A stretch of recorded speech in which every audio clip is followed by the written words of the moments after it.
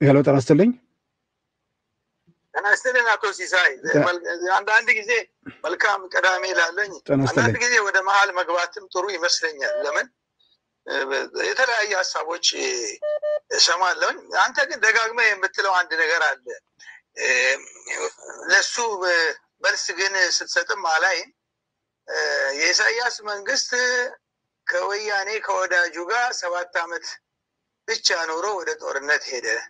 እንደገና ደግሞ ከጠቅላይ ሚኒስትሩ ጋርም ደግሞ ለጥቂት ዓመታት አብሮ ሄዶ ከዛ በኋላ ወደዛው ሄደ እና ችግሩ ያለው የኤርትራው መንግስት እንደውም በቀጥታ ኢሳያስ አፈወርቂ ላይ ነው የሚል ነገር ለማስረዳት ነው የምትሞክረው። አንድ ሌላ ነገር ግን መናገር መቻል ነበረበት። የኤርትራ መንግስት እኔ እስከማውቀው ድረስ ማንም ሳይደግፈው ምዕራብም ምስራቅም የሚባል አገራት ሳይደግፉት፣ ይሄ እውነት ነው። የፖለቲካ ድጋፍ ሳይሰጡት፣ የአፍሪካ ህብረትም የአፍሪካ ኦርጋናይዜሽንም ሳይቀበለው በራሱ በጠመንጃ የራሱን ነፃነት ያወጀም ስርዓት መሆኑን በዚህም የሚለይ መሆኑን ማወቅ መቀበል ይቻላል። ከጠባውን ስትናገር አንዳንድ የምታየውን ብቻ ሳይሆን ያሳለፍነው ሁላችንም የታዘብ ነው። አሁንም በውጭ ዲፕሎማሲው ከሌሎች አፍሪካ ሀገሮችም ከሌሎችም የማይመቅም የራሱ አቋምም ያለው መንግስት ነው። ይህን ማብረት ተናገር። በራሽያ ጦርነት ላይ የወሰደው አቋም በዚህ በመካከለኛው ምስራቅ ላይ በሚደረገው፣ ስለዚህ ራሳችንን ከማንም አንፈልግም። ምናልባትም ከኪውባ መሰል አይነት አስተሳሰብ ሊኖር ይችላል እዛ አካባቢ። ስለዚህ ይሄም አብሮ መታየት አለበት። ኢትዮጵያን የሚጠላ መንግስት ነው። ኢትዮጵያ ጠንክራ ከታየች የማይፈልግ መንግስት ነው የሚለው እኔን አልቀበለው። የማልቀበልበት ብዙ ምክንያቶች አሉ። ለምን ወያኔዎቹን ለመታገል እኛ የምንደግፋቸው ሰዎች ጫካ በሚገቡበት ጊዜ የኤርትራ መንግስትን ድጋፍም እባካችሁን የፖለቲካ ምንም መጠየቃችን ሁላችንን የምናውቅ ነው። ስለዚህ እኛ በሚመቸን ጊዜ ሲደግፈን ያ መንግስት ለኢትዮጵያ ያስባል፣ እኛ ደግሞ የማንወደውን ሲጠላ ደግሞ ኢትዮጵያን ይበታተናል ብላ አንተ ቅር ያሰኘኝ ነገር ጎትተህ አምጥተሃል። ኢሳያስን ከአሶሳ አገናኘህና በሌላው ደግሞ ነጥብ ወልዲያን ለማምጣት ሞከርክ። አሶሳና ወልዲያ የተለያዩ ነገሮች ናቸው። ይህን አንተም ታውቀዋል። አሶሳ መጥቀስም አስፈላጊ አይደለም። ለምን በዛን ጊዜ የነበረው ሁኔታ ጠመንጃ የታጠቁ የኦሮሞ ነፃ አውጪዎችን ለምን ደገፈ? የዚህ ነፃ አውጪዎችን ደግፎ የእሱ ወታደሮች እዛ በማድረጉ የተፈጸመ ሊሆን ይችላል። እኛንን ምን ስረዳችሁ የነበረው በእኛ እርዳታ እሷ ይህን አድርጋችኋል፣ ወያኔን ጎትተን እዚህ አዲስ አበባ ያስገባ ነው። ይሄ የምናውቀው ነገር ነው። በዚህ ተጠያቂነት አልነበረም፣ ይኖራልን ብዬ አላምንም። ነገር ግን ይሄንን አሁን ወልዲያ ላይ ከተደረገው ለማዛመድ የሄድክበት መንገድ በጣም ነው የሚያሳዝነው። አንዳንዶቻችሁ የምትናገሩት ነገር አለ። አንተ በነው መሰለኝ የጀመርከው አነስተኛና ጥቃቅን የሆኑ የሚባል ቋንቋ አለ።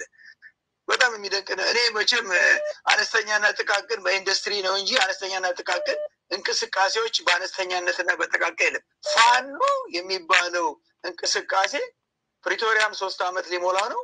2 ዓመት ጦርነት ላይ ተዋግቷል። 5 ዓመት በጦርነት የነበሩ ሰዎች ከየትኛውም ኮሌጅ ከተመረቀ ሰው ውትድርና ያውቃሉ። ከተማሪ ቤት ከረባት ለብሶ በስልጠና አይሮፕላን አልዘለልም እና የሰው ያዋጋም አትበለኝ። ከ5 ዓመት ያላነሰ ልምድ ያላቸው ምናያቸው ወጣቶች ናቸው። እነዚህ ወጣቶች የብዶች ናቸው አይደሉም። ጥቃቅንና ትናንሽ ናቸው አይደሉም። የሚዋጉት ህዝባቸው ውስጥ ሆኖ ነው። ጥቃቅንም ትናንሽም አይባሉ። እነዚህ ሰዎች ደግሞ እኛ እንግዛ፣ የኢትዮጵያ የኛ ወደፊት ገዢዎች ነንም አላሉ። ለምን የሌለ ነገር ታርጋ በመለጠፍ ለማጥላላት ለማንቋሻሽ እንሞክራለን? እንደ እውነት እንፍረድ ካላችሁ ዛሬ በኦሮሞ ስም ጫካ ገብቶ ወዲያና ወዲት ሲተኩስ የነበረው ቡድንና ፋኖን በወታደራዊ እንቅስቃሴ ለመፍረድ ከፈለጋችሁ በሰሩት ስራ ፋኖ ኦላ ከሰራው በተሻለ ወታደራዊ ስራ የሰራ ድርጅት። ይህንን ተቀበሉም አልተቀበሉም እውነቱም ይሄ ነው። ሸኔን የተደራጀ ነው። አንድ የሚያናግረው ሰው አለ። ወያኔ ደግሞ በታንክም በምንም ያለ ኃይል ነው። እነዚህ ጥቃቅኖች ናቸው ብላችሁ ለመቀባባት መሞከር ነውር ነው። ይህንን አይጠቅምም። በተረፈ ግን የፋኖን ትግል የኤርትራ ትግል ነው። የፋኖ ትግል የትግራይ የትግራይ ነፃ አውጪዎች ትግል ነው ብለን ጊዜ ማጥፋት አያስፈልግም። መሬቱ ላይ ነው ያለው። አሁን አንተ የምትለው ቦታ የምናየው ነገር የእናንተ የምናየው ቪዲዮ ውሸት ነው ብላችሁ መከራከር ተገቢ ነው። ወጣቶች የመከላከያ ዩኒፎርም የለበሱ አይተናል። እነዚህ ፈጠራ ድርጊት ነው። በእድሜም ከእነዚህ ልጆች እኩል ናቸው። እኔን የኢትዮጵያ መከላከያ ዩኒፎርም የለበሱት ጥቃቅኖች ደካሞች ብዬ ማላጠላላቸው እነሱ ወደዚህ ትእዛዝ የመሩ የጦር ኃላፊዎች መጠየቅ አለባቸው። ለምንድን ነው መጠየቅ ያለባቸው? ምን ሰራቸው ያለፈው 2 ዓመት አማራው ክልል ብላችሁ ብትጠይቋቸው ምንም የተገኘ ነገር የለም። ያመጡትም ውጤት የለም። እነዚህን የጦር መኮንኖች ነው መጠየቅ ያለባችሁ። ለምንድን ነው እነዚህ ሰዎች ይህን ሁሉ ድርጊት ፈጽመው ውጤት ያላመጡት ብላችሁ ጠይቁ። እንደውም ውጤት አያመጡም ካሁን ወዲያ። ለምንድን ነው የማያመጡት ካሁን ወዲያ ውጤት? ህዝብ ተቃውሟቸዋል። ህዝብ መሰረታዊ ጥያቄ ከአማራው ክልል የኢትዮጵያ መከላከያ ወጥቶ አንተ አቶ ሲሳይ አንድ ሀገር ለተባበሩት ምናልባት ጣልቃ ላለመግባት ብዙ ጊዜ እየታገልኩ ነው። ተመሳሳይ ነገር ባለፉት 2 ዓመታት እየሰማን ነው። መከላከያ ሰራዊት ከአማራ ክልል ይውጣ፣ ከኦሮሚያ ክልል ይውጣ፣ ከሶማሌም ይውጣ፣ ከሁሉም ይውጣና ከዛ በኋላ ስርዓት አልበኝነት ይስፈን ወይ? የትኛው ፋኖ ነው እርስ በርሱ ሰላም አውርዶ የሆነ አካባቢ እንኳን መጠበቅ ይችላል ወይ? አሁን እኔ ተመሳሳይ ነገር ውስጥ ባንቀጥል በጣም ደስ ይለኛል። እና መፍትሄ ነው የምንፈልገው። ወደ መፍትሄው ብንመጣ ጥሩ ነው። የኢትዮጵያ ሀገር መከላከያ ሰራዊትማ የዛሬ 2 ዓመት የነበረው እንቅስቃሴና ዛሬ ያለው በግልጽ ይታወቃል። አሶሳና እኔ ወልዲያን እኮ ያቆራኘሁበት መንገድ እኮ ግልጽ ነው። የኤርትራ መንግስት አልነጋገርም ብሏል። አልነጋገርም ካለ ኢትዮጵያ ውስጥ ገብቶ ሁከት ይፈጥራል። አሶሳ ገብቶ እንዳደረገ ሁሉ ወልዲያ ውስጥ ገባ ማለት ነው። ሌላ እኮ ታሪክ የለውም። አዲስ ነገር እየተናገርኩ አይደለም። እኔም ነው የኤርትራ መንግስት አንተ በእርግጠኝነት የፋኖን ትግል የወልዲያን ትግል ትእዛዝ የተቀበሉና ምን ያሉ እንደው እውነቱም በቴክኖሎጂ ተራቀናል የሚል መንግስት ነው። እስቲ ይህንን ደግሞ መረጃውን እንዲያስያቀብ ነው እንፈልጋለን። የኤርትራ መንግስት ጋር ያላችሁ ችግር አንድ ነው። አንተ ጻድቃንን ብቻ ነው የምትጠቅሰው። እስቲ ሌሎች ሰዎችም እኮ የውጭ ሀገር ሰዎችም ሰሞኑ ኢንተርቪው እንደ ትሮምቮልት አይነት ሰዎችም እኮ ሲጠየቁ ሰምተናል። ጻድቃን የነገርን የራሱ አንድ ትይታ ነው። በእኔ በኩል ጀነራል ጻድቃን ጀነራል ጻድቃን እንደ አንድ ኢትዮጵያዊ ዜጋ የሚሰማቸውን አስተያየት ሰጡ። አስተያየታቸው ላይ በንግግር ችግሩን መፍታት ይቻላል ነው። በንግግር ላይ ምንድን ነው ነው ኮን አሁን ደጋግሜ በግሌ እዚህ መድረክ ማነሳው ነው። ምናልባት መልካቾችንም ይቅርታ ጠይቃለሁ። አንዳንዴ ደግሞ ነገሮች ዝም ብሎ እንዳያልፉ አጋጣሚውን መጠቀም አሪፍ ነው፣ ተገቢ ነው ብዬ ስለማምን ነው። ምንድነው ጀነራል ጻድቃንም በተደጋጋሚ እኛም እዚህ መድረክ የምናነሳው የኢትዮጵያ መንግስት ጥያቄ አለው። ትላንትም ጥያቄ ነበር፣ ዛሬም የቀጠለ ጥያቄ አለ። ስለዚህ ያንን በምን መልኩ ዘላቂ መውጫ ይፈለግለት። ስለዚህ ላለመስማማትም እኮ መነጋገር ያስፈልጋል። አልነጋገርም አንድ አካል ካለ ባልነጋገርም ጀርባ ከዛ መንግስት ጋር አልቀጥል ነው። ስለዚህ እሱ ላይ አመፅ አደራጃለሁ ነው። ምንም እኮ መልክቱ ግልጽ ነው።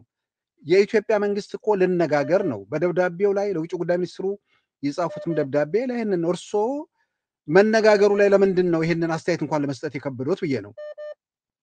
የኤርትራ መንግስት መነጋገር የማይነጋገርበት ምክንያት የለም። ነገር ግን አሁንም ጻድቃንም የተናገረው ነገር አለ። ከፕሪቶሪያው ስምምነት በኋላ በኢትዮጵያ መንግስትና በኤርትራ መንግስት መካከል ከፍተኛ ልዩነት ተፈጥሯል። የፕሪቶሪያ ጉዳይ አፈታቱ ኤርትራ እንደ ተሳታፊ እንደምንም ሳይቆጠር ምናልባትም ጻድቃን እንዳለ ትግራይ በሙሉ ስላልተደመሰሰ በዚህ አኩርፎ እኔን የምቀበለው ጉዳይ አይመስለኝም። የኤርትራ መንግስት የትግራይን ህዝብ ለማጥፋት አይደለም የኢትዮጵያ መንግስት እርዳታ የጠየቀበት ምክንያት የተዳከመ ወታደር ሸሽቶ ገባ፣ አልብሶ አመጣው፣ ይሄ መልሶ ተቆሰው ራሱን የኤርትራ መንግስት እዚህ ውስጥ የገባው ተገዶ እንጂ ፈልጎ አይደለም፣ አልነበረም ነው። ይሄ ግልጽ ነው። ይህንን ከተቀበልን የኤርትራ መንግስት በፕሪቶሪያ ላይ ሊኖረው የሚችለው ነገር ቢኖር ምንድን ነው? አለ መሬት ተቀምጧል፣ የኤርትራ ወታደር አለ የሚባለው ቦታ መኖሩና አለመኖሩን እንኳን የኢትዮጵያ መንግስት አንድም ቀን ሲጠይቅ አላየንም። የኤርትራ መንግስት የኤርትራ ወታደር የትግራይ ቦታ ላይ የት ነው ያለው? የኢትዮጵያ መንግስት ይህን አይመልስልም። ወልዲያ ታየ ብለህ ከመናገር ይልቅ የሚያዋጣችው አቶ ሲሳይ የአልጀርስ ስምምነትን ተቀብለህ የኤርትራን ድንበር መቀበል ነው። በባህር የመገናኘትና የመጠቀም ጉዳይ ላይ የኤርትራ መንግስት ላለመነጋገርበት ምክንያት የሆነበት ምክንያት ምንድን ነው? በአፋር ታጣቂዎች አስገለብጣለሁ ብሎ መጀመሪያ ጥሩምባ የነፋ ማነው? የኤርትራ መንግስት ነው። አይደለም። ስለዚህ አንተው ተንኩሰ መንግስትን እቀይራለሁ አሸሽማግሌ የጃጀ መንግስት ገለብጠዋለሁ እውቀት የለውም እኛ የተሻለነን በተርቦ ኢንጂን የምንመራን መረጭ ጭንቅላቱ በጣም ከባድ ነው አትችሉትም የመሳሰለው ነገር በእውነት እኔ አፍራለሁ። እኔ ይሄንን በዚህ አይነት መልኩ ውዳሴ የምታቀርቡ ሰዎች በእውነት ወዘኑ አንድም መሪ ኢትዮጵያ በተርቦ የሚሰራ ጭንቅላት ያላት መሪ በተርቦ የሚሰራ መሪ ያለባት ሀገር ትናንትና መሀል ሸዋ ውስጥ ገበሬዎች ተገለዋል፣ ነፍስ ጠፍቷል። የኢትዮጵያ ብር የመግዛት ዋጋው ከዓለም ከወደቁት ሀገሮች 26ኛው ነው። ሰው በገንዘቡ መኖር አልቻለም። የኢትዮጵያን መንግስት ዛሬ የሚያሳስበው የባህር ጉዳይ አይደለም። ማሳሰብ ያለበት ህዝቤ በልቶ የማያድር ህዝብ መቼ ነው በልቶ የሚያድረው? መቼ ነው መጠለያ የሚያገኘው? መቼ ነው ስራ የሚያገኘው የሚለው ጥያቄ ከመመለስ ይልቅ ባህር ባመጣልን ኖሮ ችግሩ ሁሉ ይቃለላል የሚልም ኢትዮጵያ ወደብ ታገኛለች፣ በሰላምም ትነግዳለች ከጎረቤቶች ጋር። የኢትዮጵያ ችግር ያለው ውስጥ ነው። በስልጣን ላይ ያሉ ሰዎች ዛሬ ቬኔዙዌላ ማቻዶ የተሸለመችው በመታገሏ ነው። አምባገነኖችን በመታገል ነው። የኢትዮጵያ ውስጥ አምባገነንነት የለም። ያለው መንግስት በጣም ድንቅ መንግስት ነው ብላችሁ ብትናገሩ ከሆነ እስር ቤቱ ይከፈትና ይታይ እነማን እስር ቤት እንዳሉት ያሰራቸዋቸው ፍቱ። ያጠቃልላል። ይሄ የአምባገነናዊ ስርዓት ነው። ይሄ ስርዓት ሌላ ነገር አትቀቡት። በተርቦ የሚሰራ ልዩ መሽን ነው ብላችሁ አትገሩን። አምባገነን ነው።